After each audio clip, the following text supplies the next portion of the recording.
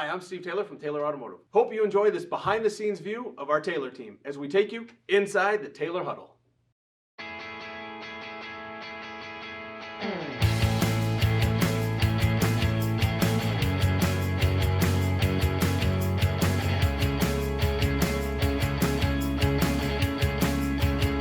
Hi, Tom Cole for the Taylor 3-Minute Thursday, and certainly an honor and a privilege to welcome in Jim. Jim, thanks for being with us today.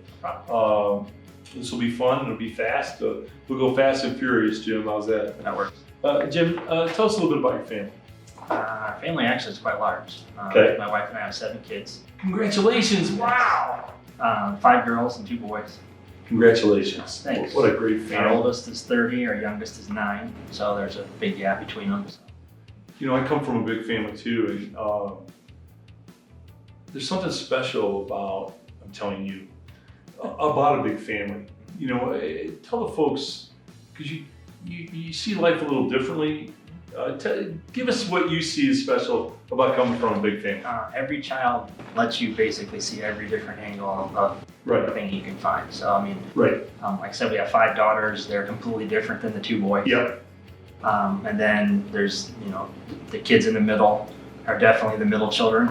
They push the buttons every once in a while, but Right. the older ones didn't, and the younger ones are like, yeah, I'm not going that route either. So they kind of show each other the path of which way it needs to go. We've been blessed so far, Lisa and I have, to not have any issues. And, Wow. there's 7 healthy kids, and we've got 3 great kids now, and 4 have graduated from college. And Wow. so Congratulations. You and Lisa should be very proud, Jim, because I'll tell you what, that doesn't just happen. You know, that's parenting, and that's hard work, and it's every day, and you know, and maybe that's part of where you get your management skills. You know, you and Lisa are managing, because there is an element of management when you have a lot of kids. You have to have it kind of organized, and here's what we're doing today, and you know, so and so sharing, you're going to share this, and you know, so you're constantly managing, you know, so chaos. Yeah, managing chaos. I like it, Jim. Jim, tell the folks what your kind of day-to-day is like at Taylor, Well, and what you do. Well, I'm the general sales manager of the Kia Finley store. I've been with the Taylor organization now for 5 years. They recruited me to come over and work with them when we opened the Volkswagen store. Yes. And then, of course, we've done a few other jobs until I got to be the general sales manager in 2018. My general day basically starts in the morning with obviously greeting everybody once I get How many people work for you? We have just under 50 right now. Wow. So you're managing a lot of people, Jim, and a lot of different personalities. Correct. It's Departments. it's a lot like coaching. Yes. I don't know if you've ever coached in sports or been involved in sports, but it's coaching. Yep. Because this person you have to talk to this way, and this person's got to be handled a little differently, and this person. So is that tasking sometimes? It can be. It's a roller coaster up and down, because at one time you can be, you know, have to really get into somebody on one moment. Right. The next minute you got to be really soft with the next person, and then you got to go back to the person that you got into and remind them that, hey, this is the reason why we had to do it this way. But you know, obviously you're still a good valued employee or whatever, and we got to do it the right way.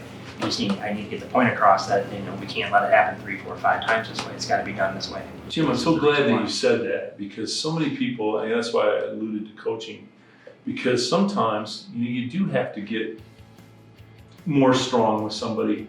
You're not doing it to be hurtful to them. You're actually doing it to help them, because you want them to be successful in their job. And if they're doing something that's going to cause them to be not successful, they're not going anywhere, and you know, maybe down the road, you know, the prospects aren't good. Sometimes people don't understand that you know, it's like a coach. You know, if the coach is on me, you know, my mom used to always tell me, hey, the coach is talking to you, he sees something there. If coach isn't talking to you and coach is ignoring you, that's a problem. You know, that's a problem. Right. So you're managing a lot of people, and everybody's different.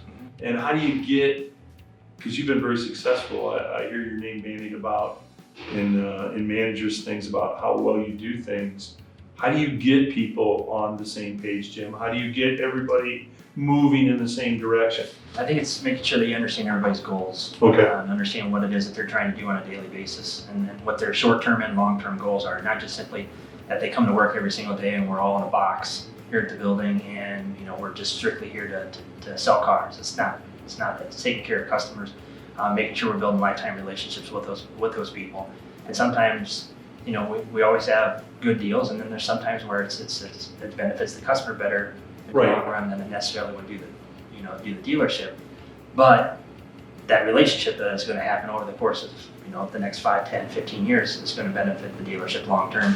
Right. And the relationship is just better. So it's understanding that goal for company-wide, and then understanding what their individual personal goals are, and then you tie the two together, and then you just got to keep them accountable every single day. And I think the accountability is what the parents did when they were younger, and most people miss it because when they get out on their own, they have to do it themselves. Yeah. 99% of people aren't disciplined enough to do that. Right. So when somebody is doing it for them, the level of respect that that gets tied to that, and they work harder for themselves. And then obviously, if they're working harder for themselves, they're working harder for the company. They're working harder for Mr. Taylor. They're working harder for us. So it's about them. So as long as they understand that, then everything else falls into place and works for itself. Yeah, it's so interesting to me, Jim, because, and that's probably why you've been so successful as a general sales manager. You and Steve and Mr. Taylor are so aligned in those. You care about the folks that work with you.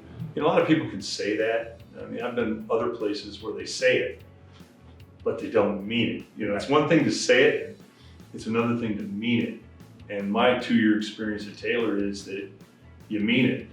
You really want people to be successful, and I think that workers want to know that they're cared for. And I think that's what they're looking for. And if you express that, they'll do anything for you. I mean, you've got people they'll do anything you ask them to do because they know that, Jim, you care. And I think that's very cool, and it's so in line with like Steve's goals for sure. Values. Yeah, the core values. Jim, how about recreation? You got a big family. You're a general sales manager. You work so hard. I know how hard you work. What do you do for fun? What do you do for relaxation? I play a lot of golf. Okay, so you're in the golf story we were talking about just a little bit. Yeah. There's a lot of us downstairs that play a lot of golf. Okay. Together, and then obviously I play a lot of golf with some of my mentors and stuff like that I work with, just so that way I can continue to grow on a daily basis.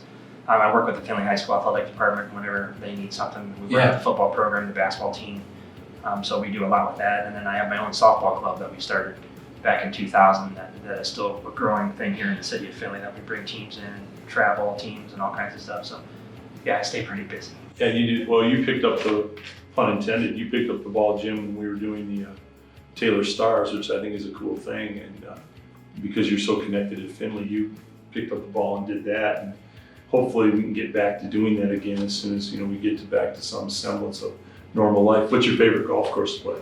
Actually, I don't really have a favorite. I like playing different courses, so that way you have the different challenge of every course. And playing the same one over. And I grew up on the Birch Run and North Baltimore, so knowing every angle and all the greens and stuff, it's not fun. So, Jim, what's the best part of your game, and what's the part of your game that you need to improve a little bit? The best part's putting. Okay. I need to improve Well, chip. you could save a lot of strokes on the green, Jim. Yeah, but if you can't chip the ball, If you can't get on the green, that's a problem. Yeah, no, I've been there. I've been there. I understand the concept. So, Jim, how about dreams? I mean, you're so successful. You've got a great family. You and your wife have raised great kids. You're an accomplished sales manager. People look up to you. I've heard that name bandied about in a very positive fashion. People want to work for you. They look up to you, which is, in today's world, that's a very cool thing.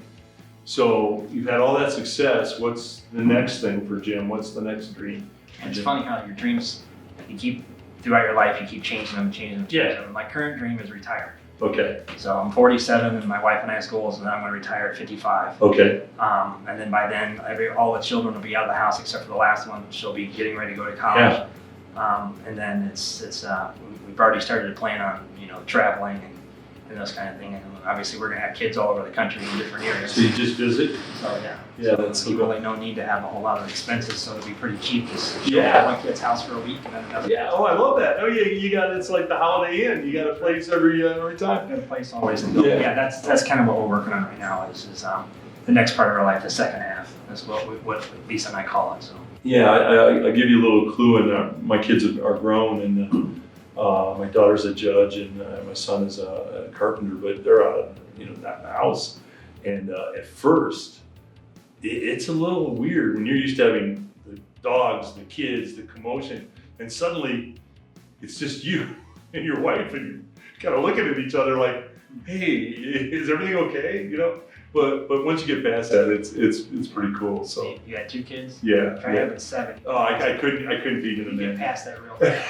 I like You go it, Jim. from you're leaving the house to Yeah, you're out of the house. Yeah. No, I get the concept. I do. So, Jim, congratulations on Thanks. all your success here at Taylor, and the way that you treat people. You know, as a manager, I don't think there's anything more important than that. You lead in the right fashion. You portray the Taylor core values Thanks. correctly, and people like working for you.